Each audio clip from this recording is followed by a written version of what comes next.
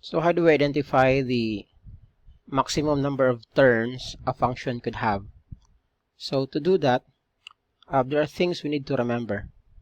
First is we need to identify the highest degree of the polynomial. Say for example, in this polynomial, the highest degree is 2. And then all we have to do is simply subtract 1 from that. So basically, the expression would be n minus 1, where n is the highest degree. Highest degree.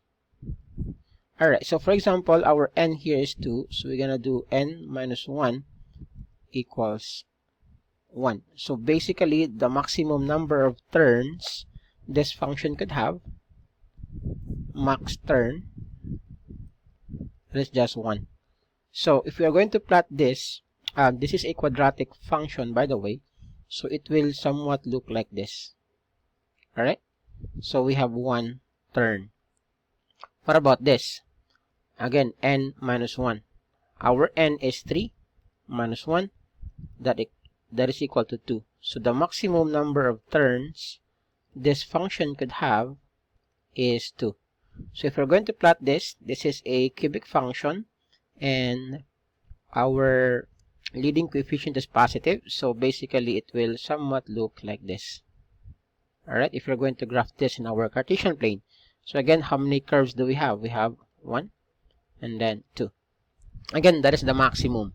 So again, for number 3, our highest degree is actually 3. So n minus 1, and that is 3 minus 1 equals 2. So our maximum number of turns should be equal to 2. And if we're going to look at our cubic function, the leading coefficient is actually negative. So if we're going to graph this, this will somewhat look like this. Right? So we have 1 and then 2. That's our maximum. What about number 4? The highest degree is 4, so we have n minus 1, and then 4 minus 1 equals 3. Now, take note that again, this is what? This is the maximum number of turns. It doesn't mean that it will have 3 turns if you're going to plot this, because again, there are some cases when we plot the graph of a what do we call this? Quartic function. It will somewhat look like this, right? And some cases it will somewhat look like that.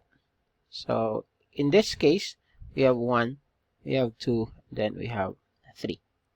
Alright, so let me just get the GeoGebra to show you the actual graph of our function.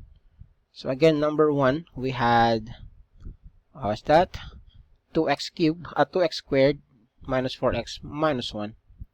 Let me just do it here. So we have 2x squared minus 4x minus 1. And then the other one will be x cubed minus x squared plus 1.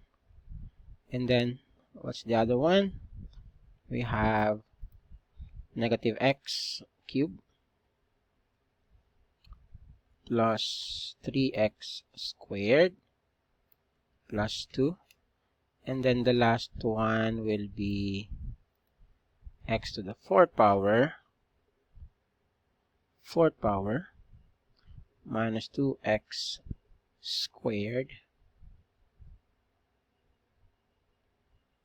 plus 2x minus 3. Okay, so again, if you're going to look at our graph, the first graph is this. Let me just... Alright, so again, the maximum number of turns, that is just 1. What about the next one, the number 2? Look, it's actually what? 1 and then 2. The same as what we did here. Where is that?